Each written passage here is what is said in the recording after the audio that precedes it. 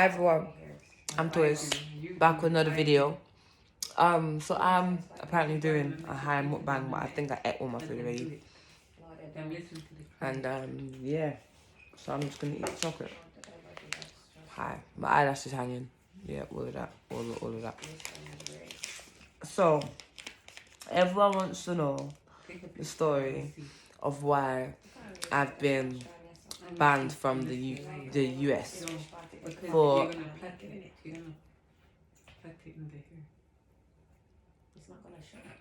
Yeah, okay, over there. Yeah, everything's fine. Yeah. Okay, thanks. So everyone wants to know the reason why I'm banned from the US.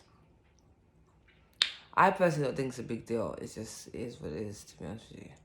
But so yeah, I was living at a certain location a year and a half ago. I think I don't even remember. Anyway, so last year September I moved from one place to another, and part of the reason is because one day it was a Friday, Nala wasn't at school, but I just remember every weekend, every Friday I play my music and I open my door and I clean and I've been there long enough for people to understand my routine and know when I do certain things like playing music.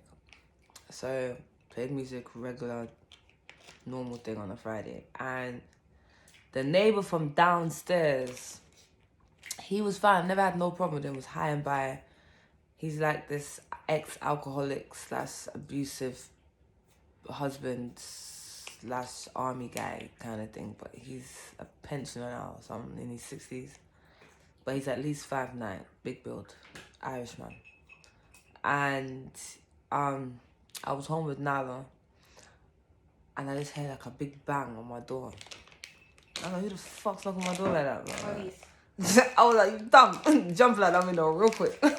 Like, no, but so I looked through the glass window on my door and I didn't see curly hair, so it wasn't my ex. I was like, alright, cool. Who's this? So I've opened the door. What I did first was I kind of reached into the kitchen to open the door, and Niall's behind me. And then I see his face, and he was like, "Can you please turn the music down," or something like that with his accent. Tell him to turn the music down. Turn the music down? Yeah, like that. So I was like, yeah, cool, no problem. But because I've lived there for almost 2 years and I've never seen that man come like in front of my door, so it's weird seeing him there. So I was like, yeah, cool, no problem. So something said to me, after I turned the music down, something said to me, go have a cigarette outside, because I smoke outside my house. So I was like, go have a cigarette and like check us around and see if everything's okay kind of thing, but don't make it obvious. So I've gone outside, and the man, no word of a doubt, as soon as I step outside, he's got his hand over my door and he's leaned in like this. And he said to me, I asked you to turn the music down. Alright, who the fuck does this guy think he is? Like, towering over me like this. Mind you, I'm 5'5", so he's a tall-ass motherfucker right now. I'm looking up at him. So, what I do, yes, I ease back into the house now. I was like, I don't know why you're at my door. Can you move from my door? Why did you bang my door like that? And I showed him how he banged my door. And he charged at me, so I closed the door. As soon as I went to go close my door fully, he's put his foot in my doorway. So he's tried to now force entry into my house. Yeah? And mind you, it's just me and my daughter, yeah? So I've reached for the knife that's on my kitchen table. And I come out swinging it. Boom, boom. And I was like, right, anything I do beyond this point is self-defense because you forced entry into my house. And then the way he looked in his face was like kind of surprised that I would have did that. So he kind of like started, every time I moved the knife, he would move where the knife was going. So I was like, alright, cool, yeah, your army trained. I remember people saying that. So then he de-armed me now. This is why I don't get how he said I cut him, because he de-armed me and the knife fell out of my hand. And I got up and I stanced like this.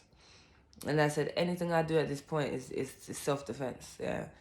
And he pushed me up on the wall. And somehow he got me on the floor and he's like banging, but he's not punching me. He's like shaking me kind of thing. And he's like, you dirty black bitch, or you dirty black bitch, go back to your country.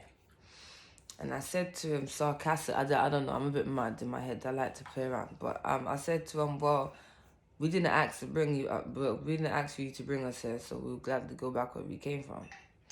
And then it kind of pissed him off kind of, and then he kind of started shaking me.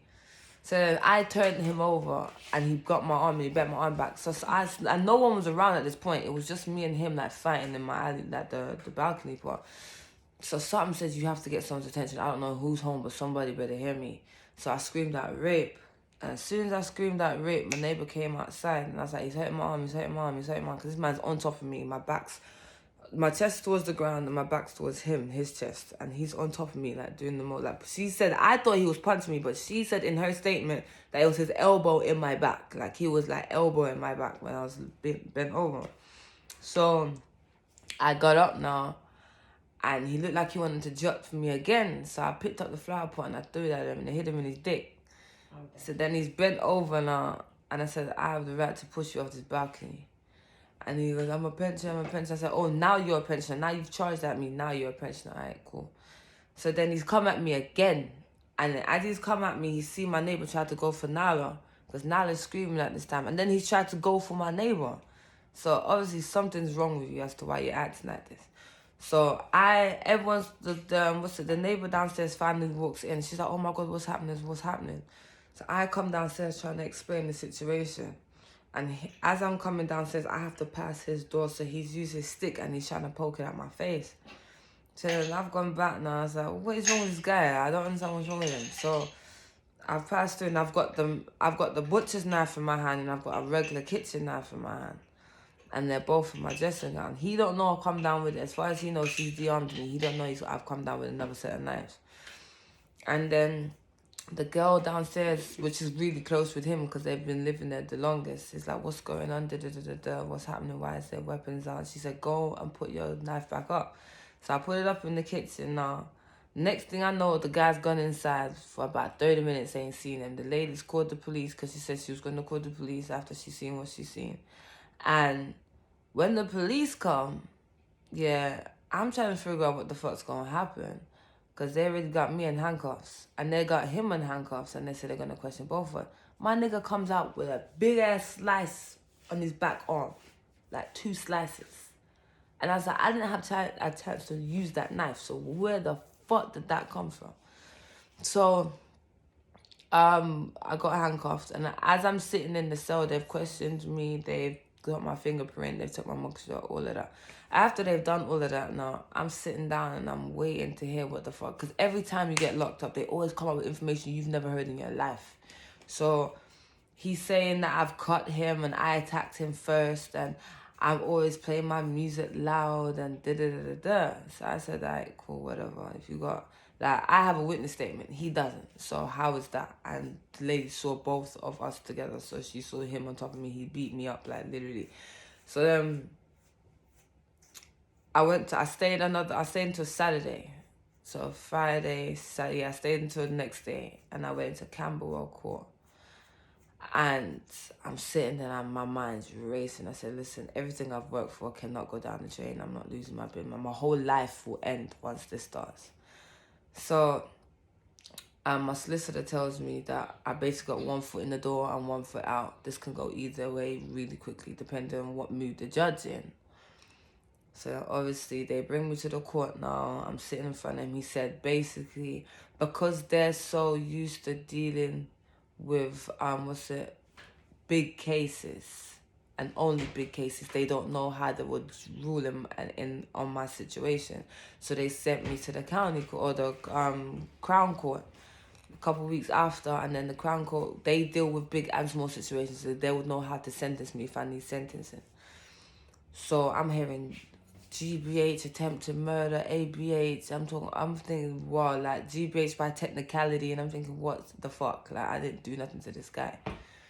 So then the judge calls me up now and he says to me, after seeing everything, even the cuts on the screen look crazy to me because I'm looking at the screen and I'm like, what the fuck? I did not use my knife. Like, why don't y'all quick to DNA test everything? DNA test the knife. They didn't want to. Because they were saying they didn't physically see any DNA, but they saying that it would take too long for the information to come back. So I'm looking at these cuts on the man's arm and I'm thinking, I did not do that. And if I did that, I would never stop at your arm. I would have went the whole of your body. So I don't understand why I would only cut your arm. Doesn't make any sense. But anyway, The judge said to me, because I have previous convictions or whatever the fuck you want to call it, with the same nature of this court case, which is a knife, then he's going to give me 2 years, 16 months. But because of Anila and the fact that she's young, he's going to suspend it. And then I had to do 60 hours unpaid work, and then I am banned from the US for 7 years. Yeah, that's my story. That's basically about it. It's not really that deep. But the bitch, there's one bitch that was there that Anyway, so she lived at the bottom with the guy. She's friends with the guy. And as this case is going on, investigation is going on, like I have basically an ASBO, like meaning like what do you call it? I don't know what you call it, but I can't come close to him or anybody that he knows, yeah, in that area, within where you live. That's crazy, because I have to pass your door to get downstairs. So, as this is going on, she said she didn't witness anything, she doesn't want to give a statement, she's not involved because she just came in towards the end, right? Her mind finally changes. She wants to give a statement because she finds out that I have a witness statement. And as that's going on, she knows I cannot touch them. She knows this. So her mom's there giving it off. They're both white. And she's there giving it off, subliminal, slamming the door, cutting her eye, going like she's bad when she knows I'll slam her to her face.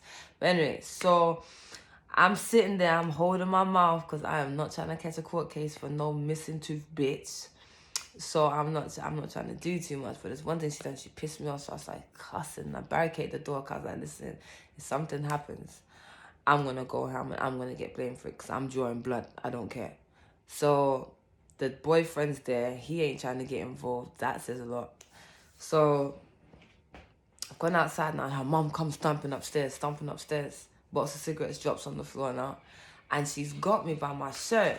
And I'm on the phone, I've called the police and I'm scribing and said, listen, if I thump this woman, it's because she's now got her hands on me. She's in my property, like, she has her hands on my clothes. So if I thump her, there's a reason. So I went to go draw for her face and I was like this, and her daughter's standing right there. I dare you hit my mom, I dare you. We know we can get you locked up, I dare you. I went mad and I thought of now, I was like, cool, let me not do nothing. Yeah, so somehow she got scratches on her knuckles. And she decided to tell the people that I beat them up and I came downstairs with a gun in my back, attacking them. Yeah, so they searched my house, didn't find anything.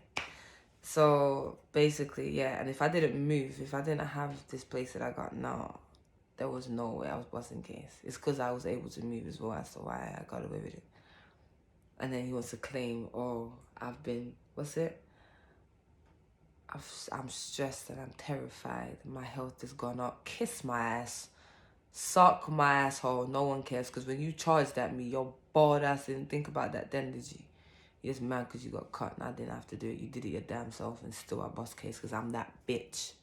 Anyway, taking the piss, bro. But yeah, that's it. Nothing special. I just have to wait. I'll be like 32 by the time I can go back home. But yeah, that's about it. So guys, yeah, the one thing that I didn't want to tell you, I put on my thing, now I've got something to tell you guys. I have now started up my merch. So as of my birthday, everything will be ready to be purchased. But yeah, I'm gonna post a video of what I'm selling. But that's literally about it. I'm gonna finish smoking my blunt, and you guys have a great day. Don't forget to like, comment, and subscribe, and yeah, do what you want. That's about it. But comment underneath though so I can read your comments. I don't know, everyone probably thinks it's a big deal. It's not a big deal. It is what it is. But yeah, guys, I'm out. See y'all later. Bye.